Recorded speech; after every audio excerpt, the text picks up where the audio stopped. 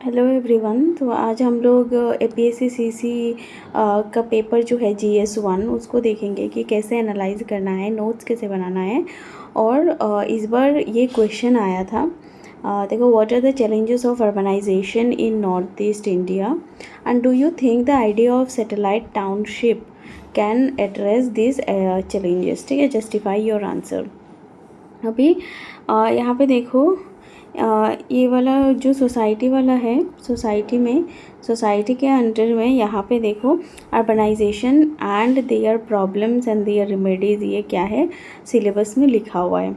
ठीक है, अभी इसमें क्या है, मतलब ये सिलेबस में है। अभी देखो, एक सिलेबस को ना, मतलब एक एक पॉइंट पे हमारा कमांड होना चाहिए। ठीक है, मेंस में अच्छे से आंसर लिखने के लिए। और सबसे ज़्यादा इम्पॉर्टेंट होता है कीवर्ड्स। अगर अर्बनाइजेशन आ रहा है तो उससे रिलेटेड क्या कीवर्ड्स है, ये सब मतलब बहुत इंपॉर्टेंट होते हैं। तो चलो मैं दिखाती हूँ मैंने अपना नोट्स कैसे बनाया था। ठीक है, तो देखो पूरा अर्बनाइजेशन का नोट्स मैंने यही बस इतना तक ही मैंने बनाया था। ठीक है, ये मेरा कंप्लीट अर्बनाइजेशन का नोट्स है।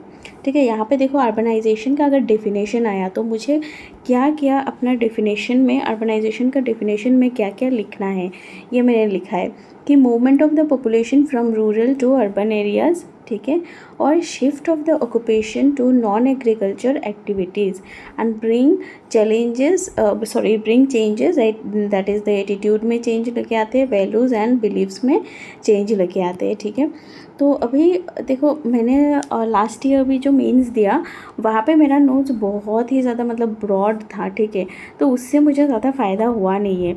लेकिन इस बार किया गया मैंने, एक तो मतलब अपना जो भी मैंने मटेरियल पढ़ाई किया उसको बार बार रिवीजन किया। ठीक है, और रिवीजन करने के बाद लास्ट में, मतलब एकदम लास्ट मोमेंट पे क्या किया, ये सब नोट्स बनाया है। ठीक है, कि अगर अर्बनाइजेशन से कुछ भी आए तो मुझे ये सब चीज़ें लिखना है, जैसे फैंसी वर्ड्स लिखना है, अपना आंसर को बहुत अच्छे से दिखाना है।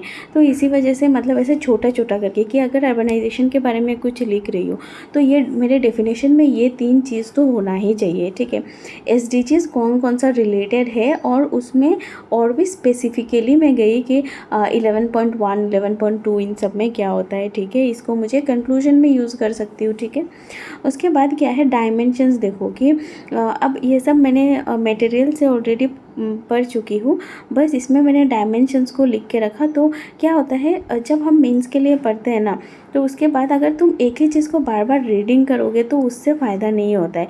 लेकिन तुम मतलब सोचने में काफ़ी ज़ोर देना पड़ता है। जैसे कि फैमिली में क्या प्रॉब्लम आया अर्बनाइजेशन के बारे में, मतलब अर्बनाइजेशन की वजह से, किनशिप में क्या प्रॉब्लम आया, हमारे कल्चर में क्या प्रॉब्लम आया, एक इंडिविजुअल के लाइफ में क्या प्रॉब्लम आया, caste system, women, youth, tribals, इन सब में क्या प्रॉब्लम्स आया है, वो तुम खुद सोचो। ठीक है, पढ़ाई मतलब वैसे तो मटेरियल में होती ही है, लेकिन वही बाद में क्या करो, तो पढ़ने के बाद पूरा कंप्लीट सिलेबस होने के बाद तुम ये सब सोचो कि फैमिली में क्या इम्पैक्ट हुआ, किनशिप में क्या इम्पैक्ट हुआ, फैमिली में जैसे कि जॉइंट फैमिली, न्यूक्लियर फैमिली, इन सब का इश्यूज़ होता है ना। तो ये सब चीज़ें ऐसे ऐसे करके हमें डील करना है। ठीक है, जैसे कि फॉर एग्ज़ाम्पल अभी ये ग्लोबलाइजेशन जो है उसमें ट्राइबल्स के बारे में, यूथ्स के बारे में, ये सब चीज़ें आ चुका है ऑलरेडी मतलब एग्ज़ाम में। तो सिमिलरली अर्बनाइजेशन में भी तो ऐसे आ सकता है ना कि अर्बनाइजेशन की वजह से क्या इम्पैक्ट हो रहा है वुमेन के लाइफ में। ठीक है,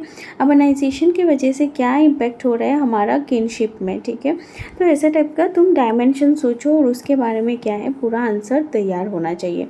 ठीक है, उसके बाद देखो प्रॉब्लम्स क्या है अर्बनाइजेशन के वजह से। ठीक है, जो भी आए एटलीस्ट मैं ये सब चीज़ें लिख सकती हूँ। ठीक है, और ये सब कीवर्ड्स है, haphazard growth, unscientific settlement, critical infrastructure. ठीक है, ओवर क्राउडेड और स्पेटियल डेवलपमेंट, मतलब जो रीजनल डेवलपमेंट होती है कि किसी जगह पे ज़्यादा, जैसे इंडिया है, इंडिया का वेस्टर्न साइड में ज़्यादा डेवलपमेंट है देन द ईस्टर्न साइड, तो इसको क्या बोलेंगे, स्पेटियल डेवलपमेंट।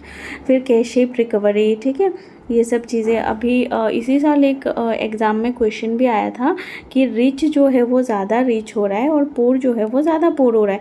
तो वो कहाँ से बेस्ड था, ये के शेप्ड रिकवरी के ऊपर बेस्ड था। ठीक है, अभी देखो इसका सोल्यूशन क्या है। तो मुझे सोल्यूशन में भी देखो कैस्केडिंग प्लानिंग, तो मुझे पता है कि कैस्केडिंग प्लानिंग क्या होती है, लेकिन मेरे आंसर में ये सब चीज़ें आना चाहिए। ठीक है, कैस्केडिंग प्लानिंग मतलब लॉन्ग टर्म प्लानिंग होना चाहिए, पहले 5 साल, फिर 10 साल, फिर 20 साल, ऐसे करके बहुत लंबा प्लानिंग भी होना चाहिए, short term plus long term. ठीक है, उसके बाद क्या है, देखो social welfare schemes, then counter urbanisation, जैसे कि पूरा मतलब provide urban amenities to the rural areas, जो कि APJ अब्दुल कलाम ने दिया था इन 2003 में। ठीक है, ये कंसेप्ट। फिर स्मार्ट विलेज, इसमें तो एक क्वेश्चन भी आ गया इस बार GS 5 में। ठीक है, कि जो ये UPSC से ही रिपीट किया गया है, पर हाँ ये क्वेश्चन भी आया था कि मतलब स्मार्ट सिटी नहीं हो सकता, सस्टेन नहीं कर सकता विदाउट स्मार्ट विलेजेस। ठीक है, सबर्ब्स जो है उसके बारे में। ठीक है, तो ये सब चीज़ें कीवर्ड्स मेरे आंसर में आएगा तो बहुत ही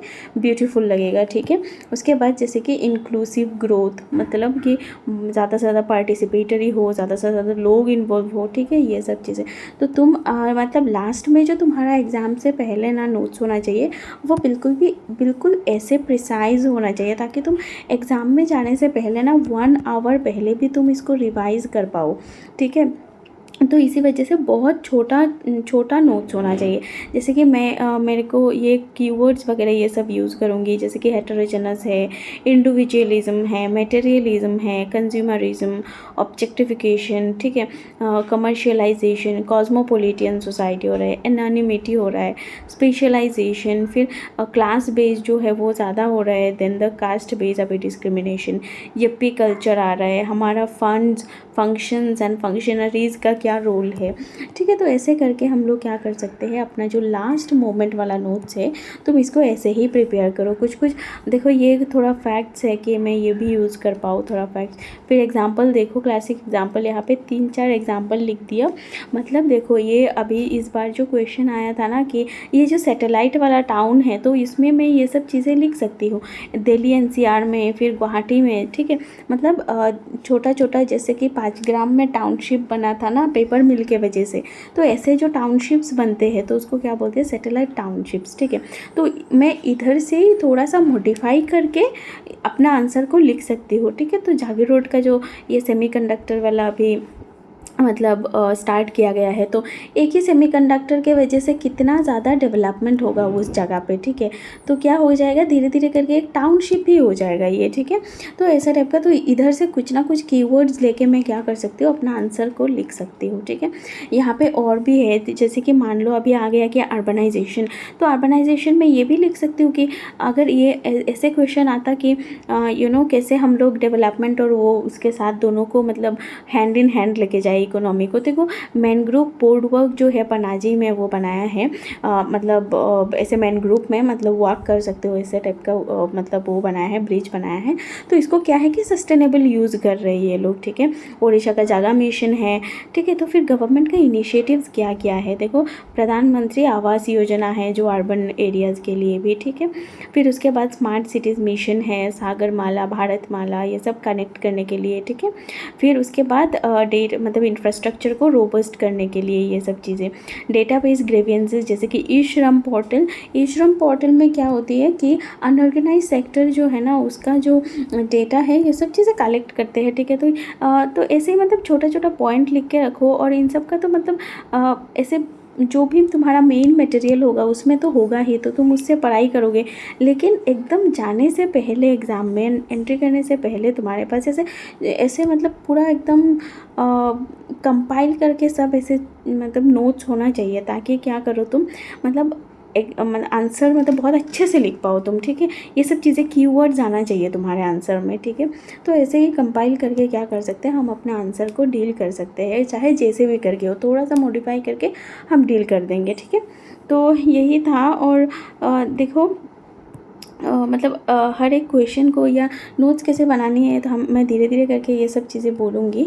अब इसमें कैसे मैंने नोट्स बनाया है और कैसे मैंने यूटिलाइज़ किया है, ये सब चीज़ें मैं शेयर करती रहूँगी। ठीक है, तो आज के लिए इतना ही। Thank you.